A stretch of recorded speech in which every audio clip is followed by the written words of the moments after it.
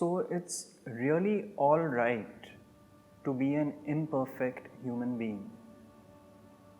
But we spend so much time trying to get perfect, trying to remove flaws in our personality, which we consider flaws, or maybe someone else has told us. But we need to realize that we did not create those imperfections in the first place. And if we did not create them, who created them? The same force which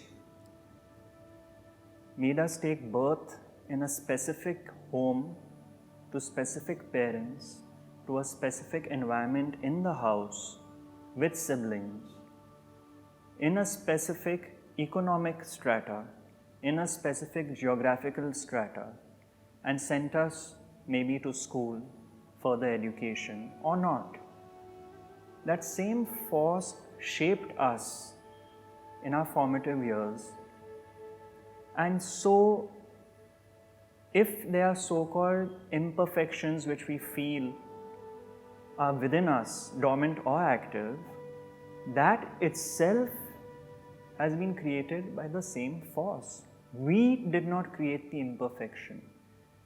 Yet, as life goes on, we try to sort these imperfections out because we have claimed ownership of them.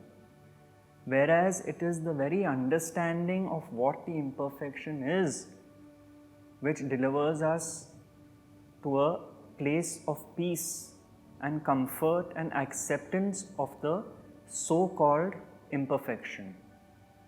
And why is the imperfection so-called? It is because it is a judgment that things should not be this way, but should be that way.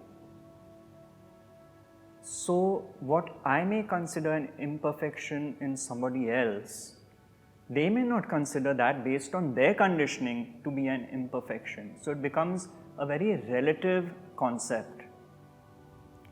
So, to point out to someone, hey, this is not right, I noticed this in you, in your personality, that's really a kind of reflection on one's own understanding, because true understanding would be that just as I am imperfect, but perfect in that imperfection because God made me that way, so too is the other. So with this understanding, you stop seeing and looking for imperfections in people and criticizing and judging them for that.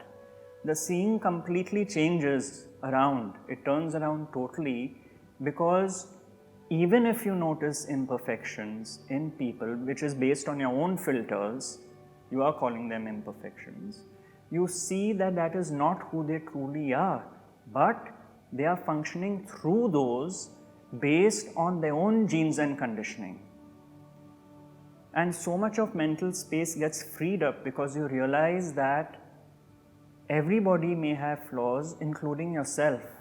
So you stop even looking at that. You don't operate from that center anymore. And that seeing is more like a whole seeing, because that is truly consciousness interacting with consciousness without these two screens which we place in front of one another.